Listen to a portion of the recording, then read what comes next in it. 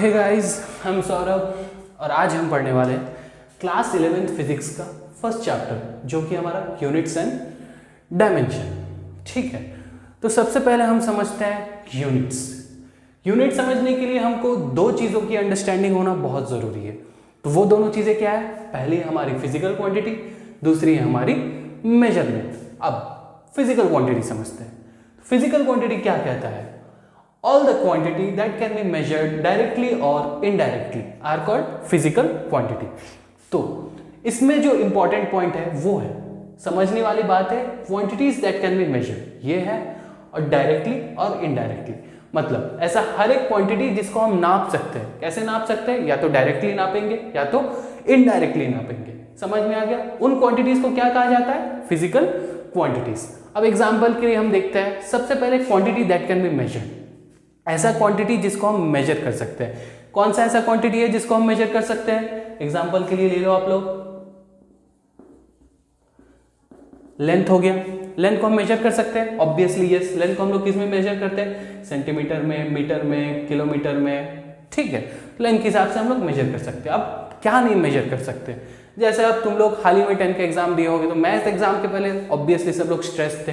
तो क्या कोई स्ट्रेस को मेजर कर पा रहे थे तुम लोग? नहीं ना। कोई ये बोल पा रहा था कि भाई मेरे को 1 किलो स्ट्रेस हो गया है, मेरे को 5 किलो स्ट्रेस हो गया है, मेरे को 5 मीटर स्ट्रेस हो गया है, मेरे को 10 लीटर स्ट्रेस हो रहा है? ऐसा नहीं बोल पा रहे ना। मतलब स्ट्रेस जो है उसको हम नाप नहीं पा रहे थे, नाप पा रहे थे कभी। उसी तरह पेन को हम नाप पाएंगे? अरे भाई मेरे को 5 किलो दर्द हो रहा है, मेरे को 20 किलो दर्द हो रहा है, नहीं हो पाएगा ना भैया। तो पेन जो है ये सब क्या है? फिजिकल क्वांटिटीज नहीं है। क्यों नहीं है? क्योंकि इसको हम मेजर नहीं कर सकते। तो फिजिकल क्वांटिटी होने के लिए सबसे पहले क्या होना चाहिए? उस चीज को, वो चीज को हम मेजर कर पाए। समझ में आ गया? क्लियर है? अब दूसरा चीज क्या दिया हुआ है? डायरेक्टली और इनडायरेक्टली। अब डायरेक्टली इनडायरेक्टली क्या बात है भाई? समझते हैं, चलो आप। ठीक है, तो डायरेक्टली जैसे मैं लेंथ ले लेता हूं, लेंथ ले लिया मैंने। ठीक है, तो लेंथ को हम इजीली मेजर कर सकते हैं। मान लो ये दो पॉइंट है, मेरे को क्या चाहिए? इन दोनों पॉइंट के बीच का लेंथ। इन दोनों पॉइंट के बीच का लेंथ ढूंढने के लिए मैं क्या करूंगा? सीधा एक स्केल लूंगा, नाप लूंगा। मान लो कितना है? 14 सेंटीमीटर। समझ में आ गया? तो मैंने डायरेक्टली मेजर कर लिया। ठीक है, उसी तरह मान लो मेरे को मास, ठीक है, मान लो मेरे को क्या चाहिए? 1 kg टमाटर चाहिए, पता नहीं क्या बोलते हैं इंग्लिश में। ठीक है, टोमेटोस। 1 kg टमाटर चाहिए। तो 1 kg टमाटर के लिए क्या करना पड़ेगा? मैं टमाटर उठाऊंगा, उसको वेइंग स्केल में नाप लूंगा।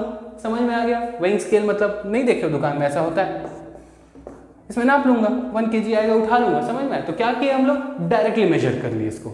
ठीक है, अब इनडायरेक्ट मेजरमेंट क्या होता है वो देखते हैं। इनडायरेक्ट मेजरमेंट देखेंगे अपन। ठीक है, तो इनडायरेक्ट मेजरमेंट देखते हैं। इनडायरेक्ट मेजरमेंट है हमारा, मान लो मेरे को क्या चाहिए? मेरे को चाहिए स्पीड चाहिए। अब स्पीड को मैं डायरेक्टली नहीं नाप सकता हूं। ठीक है, स्पीड नापने के लिए मेरे को क्या नापना पड़ेगा? स्पीड का क्या फॉर्मूला होता है? डिस्टेंस अपॉन टाइम या लेंथ बाई टाइम। तो सबसे पहले मुझे क्या नापना पड़ेगा? लेंथ नापना पड़ेगा, फिर टाइम नापना पड़ेगा। उसके बाद इस फॉर्मूले में लगा के हमको क्या मिलेगा? स्पीड। तो ये क्या हो गया? इनडायरेक्ट मेजरमेंट का एक एग्जांपल। तो समझ में आ गया? फिजिकल क्वांटिटीज किसे बोलते हैं? All the quantity that can be measured. समझ में आ गया? एग्जांपल दिया था। और कैसे मेजरमेंट? डायरेक्टली और इनडायरेक्टली। डायरेक्टली पता है, जैसे मास हो गया, लेंथ हो गया, टेम्परेचर हो गया, और इनडायरेक्टली मतलब जैसे स्पीड हो गया, आर कॉल्ड फिजिकल क्वांटिटीज। तो फिजिकल क्वांटिटीज मान लेते हैं कि आप लोगों का क्लियर हो। तो हमने फिजिकल क्वांटिटी अच्छे से समझ लिया था। अब हम फिजिकल क्वांटिटी के कुछ एग्जाम्पल देखते हैं। एग्जाम्पल में क्या लिख सकते हैं अपन? मास लिख सकते हैं, लेंथ लिख सकते हैं, टाइम लिख सकते हैं, फोर्स लिख सकते हैं, और भी बहुत सारी चीज़ें जो हम लिख सकते हैं, but exam point of view के लिए ये सफिशिएंट होगा। चलो जी, अब दूसरा चीज़ देखते हैं, क्या है हमारा? मेजरमेंट। ठीक है, तो मेजरमेंट क्या बोलता है? It is the comparison of physical quantity with standard of that quantity. ठीक है, क्या हो रहा है? कंपैरिजन किसका किसके साथ? फिजिकल क्वांटिटी जो हम ले रहे हैं और उसके स्टैंडर्ड के साथ। एग्जाम्पल के लिए फिजिकल क्वांटिटी का एग्जाम्पल दो हमें। देखो मास, मास। ठीक है, चलो एग्जाम्पल लेते हैं। अब हम दुकान गए, हमको चाहिए 1 kg टमाटर। ठीक है, तो हम टमाटर लिए, टोकरी में भरने लग गए। अब ऐसे ही मन मानी भर के तो नहीं लाएंगे ना, दुकानदार दौड़ा दौड़ा के मारेगा फिर। ठीक है, हम क्या करेंगे? टमाटर भरे, उसको कंपेयर करेंगे किसके साथ कंपेयर करेंगे? दुकान में एक स्टैंडर्ड वेट नहीं रखा रहता ऐसा, ठीक है, तो पुराने ज़माने में ऐसे ही स्टैंडर्ड, अभी तो इलेक्ट्रिकल मशीन्स वगैरह आ गया, पर ऐसा स्टैंडर्ड वेट लगा रहता है और हम कंपेयर करते हैं। जब तक ये और ये बराबर नहीं आता है तब तक हम नहीं मानेंगे कि 1 kg। तो हमने समझा कैसे कि मास ऑफ टमाटर जो है वो 1 kg, हम कंपेयर किए स्टैंडर्ड के साथ, ठीक है, तभी हमको समझ में आया 1 kg है, ठीक है। अब मैंने क्या लिया? फिजिकल क्वांटिटी, मास। किस में नाप रहा हूं मैं? या तो ग्राम में नाप रहा हूं। 500 ग्राम टमाटर चाहिए होगा किसी को, ठीक है, जो ज़्यादा खाता है मेरी तरह, 1 kg टमाटर चाहिए होगा, 5 kg टमाटर चाहिए होगा, समझ में आ गया। अब तुम कभी दुकान में जाके ये बोलते हो क्या भैया मेरे को 5 लीटर टमाटर दे दो? नहीं बोलते हो ना, ऑब्वियस सी बात है, दुकानदार सर पकड़ लेगा, भैया कौन सा जमाने में हूँ मैं, ठीक है। तो तुम कभी ये नहीं बोलोगे मेरे को 5 लीटर चाहिए, अभी कभी ये बोलोगे मेरे को 500 मीटर टमाटर दो भैया, नहीं बोलोगे ना। तुम हमेशा क्या बोलोगे? या तो ग्राम में बोलोगे या तो किलोग्राम में बोलोगे। मिलीग्राम, कोई सोच रहा है मिलीग्राम, भैया एक टमाटर ही ग्राम में आ जाएगा ना, कौन सा टमाटर है जो मिलीग्राम में मिलता है, ठीक है। तो ये है। अब मान लो तुमको क्या चाहिए? मिल्क। तो तुम हमेशा किस चीज से कंपेयर करोगे? या तो 1 लीटर बोलोगे या तो 500 मिलीलीटर बोलोगे। मिल्क क्या है? किसमें नाप रहे अपन? वॉल्यूम। तो क्या बोलोगे? या तो मेरे को 1 लीटर मिल्क दे दो, 500 ml मिल्क दे दो। समझ में आ गया? क्लियर है, ठीक है। कभी ये बोलोगे क्या मेरे को 5 kg मिल्क चाहिए? नहीं बोलोगे ना। मेरे को 10 मीटर मिल्क चाहिए, नहीं बोलोगे ना।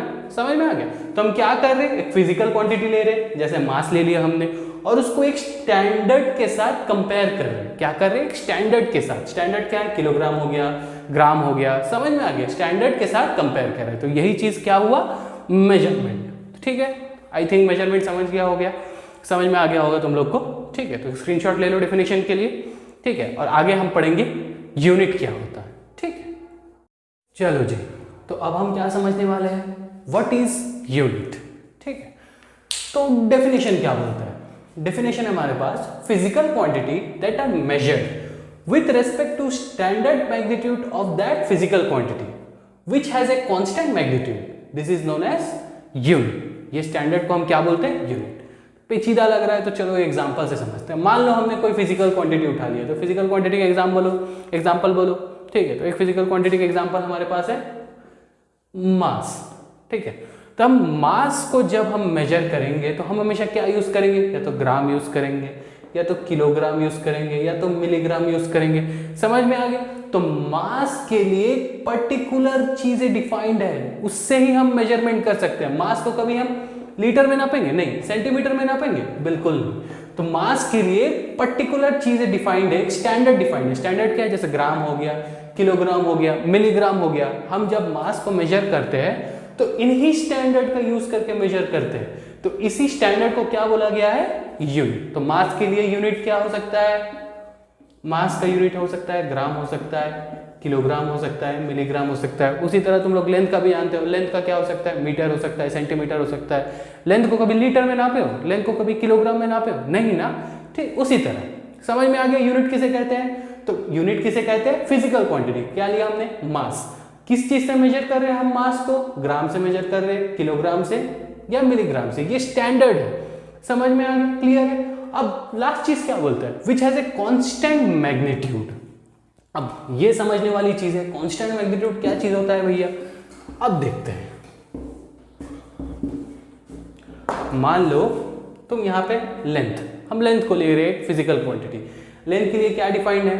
या तो मीटर में होगा या तो किलोमीटर में होगा, ठीक है। तो मान लो मैं जगदलपुर में हूँ। मैं कहाँ पे हूँ? जगदलपुर में, ठीक है। तो जगदलपुर में अगर मैं 1 किलोमीटर कंसीडर करता हूँ, तो क्या जब मैं दिल्ली चला जाऊंगा तो क्या ये 1 किलोमीटर का वैल्यू बदल जाएगा? नहीं बदलेगा ना। 1 किलोमीटर तो हमेशा सेम रहेगा हर जगह। मैं जब अमेरिका चला जाऊंगा तो क्या 1 किलोमीटर बदल जाएगा? नहीं ना, वहां भी सेम वैल्यू होगा 1 किलोमीटर का। समझ में आ गया? तो क्या रहना चाहिए उस स्टैंडर्ड को? कांस्टेंट रहना चाहिए। जैसे मीटर मान लो 5 मीटर, यहां भी सेम है, पाकिस्तान में भी सेम है, अमेरिका में भी सेम है। समझ में आ गया? 5 मीटर का वैल्यू कभी बदल नहीं सकता है। तो इसी को अपन क्या बोलते हैं? यूनिट। अब हम आगे देखने वाले हैं यूनिट की कुछ कैरेक्टरिस्टिक्स। समझ में आ गया? चलो जी, अब हम क्या देखने वाले हैं? Characteristics of unit. यूनिट की खासियत, मतलब एक यूनिट होने के लिए क्या खासियत होना चाहिए उसके अंदर। तो सबसे पहला कैरेक्टरिस्टिक्स क्या बोलता है हमें? It should be well defined. चलो भैया इसको समझते हैं। It should be well defined, ये क्या चीज है? है ना। तो सबसे पहले हम एक फिजिकल क्वांटिटी उठा लेते हैं, क्या उठाएंगे, लेंथ उठा लिया अपन। तो लेंथ का एक यूनिट बोलो, मीटर हो गया, किलोमीटर हो गया, समझ रहे हो। तो ये मीटर किलोमीटर देख रहे हो ना, ये ऐसा नहीं है कि कोई भी अचानक से सुबह उठा और बोल दिया कि भैया ये है किलोमीटर, अब से ये लेंथ का यूनिट नहीं, ये डिफाइंड है। कौन डिफाइंड किया, इंटरनेशनल सिस्टम ऑफ यूनिट, एक संस्था है, उसने इस चीज को डिफाइन किया है, उसी के बाद हम यूज कर पा रहे हैं। मान लो पता चला ये अगर नहीं होता तो कल को मैं सुबह उठता और बोलता आज से लेंथ का और एक यूनिट है चिंटू, तुम बोलते नहीं पिंटू, ठीक है, चिंटू लेंथ का यूनिट है, पिंटू लेंथ का यूनिट है, नहीं बाबा ऐसा नहीं हो सकता। इसको क्या होना पड़ेगा, वेल डिफाइंड होना पड़ेगा, मान्यता प्राप्त रहना पड़ेगा, किससे, इंटरनेशनल सिस्टम ऑफ यूनिट। समझ में आ गया, तो it should be well defined, I hope सबको समझ में आ गया होगा। अब हम दूसरा लाइन देखते हैं, it should be easily accessible and reproducible, ठीक है। चलो भैया ये कौन सा खतरनाक लाइन लिखा हुआ है, तो चलो एक एग्जांपल से समझते हैं अपन, ठीक है। तो एग्जांपल क्या होगा इसका, मान लो एक फिजिकल क्वांटिटी उठा लो, फिर से एक मास है ना। तो मास हम जब भी मेजर करते हैं, फिर से मेरा फेवरेट एग्जांपल टमाटर, ठीक है। टमाटर इसको मेजर करने के लिए हम क्या, तुरंत दुकान में जाएंगे, दुकान में तुरंत हमको मिल जाएगा, ठीक है। टमाटर उठाए, स्टैंडर्ड वेट के साथ कंपेयर किए, घर लेके आ गए, है ना। और क्या होना चाहिए, रिप्रोड्यूसिबल। अब ऐसा थोड़ी ना है कि हम हर बार टमाटर नापेंगे, दुकानदार को इसको चेंज करना पड़ेगा, नहीं ना, इसी से बार बार नाप सकते हैं। तो क्या कर रहे हैं, बार बार यूज कर पा रहे हैं हम इस यूनिट को, समझ में आ गया। 1 kg क्या कर पा रहे हैं, बार बार यूज कर पा रहे हैं। तो दूसरा लाइन समझ में आ गया, ठीक है।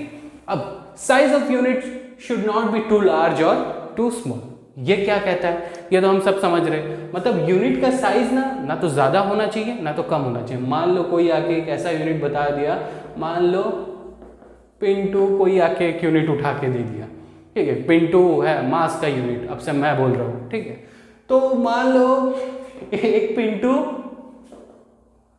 2000 kg के बराबर है, ठीक है। अब दुकान में गए, तुम लोग भी बोलोगे सौरभ भैया ने डिफाइन किया था मास का नया यूनिट पिंटू, अब एक पिंटू क्या है 2000 किलो, तो एक पिंटू टमाटर दो, 0.0005 पिंटू टमाटर दो, नहीं होगा ना, ठीक है, बहुत ज्यादा छोटा हो जा रहा है। उसी तरह इसको मान लो ये बहुत छोटा हो जाता है, मतलब 1 पिंटू मतलब 0.005 किलोग्राम, बहुत छोटा हो गया ना, ठीक है। तो इस ये भी यूनिट नहीं हो सकता, क्यों नहीं हो सकता, ये बहुत लार्ज हो रहा है और किसी कंडीशन में बहुत स्मॉल, समझ में आ गया, ठीक है। अब it should not change in different physical condition और प्लेसेस, ये क्या बोलता है, फिर से अपन किसका एग्जांपल लेंगे, मास, मास का एक यूनिट बताओ, किलोग्राम, ठीक है।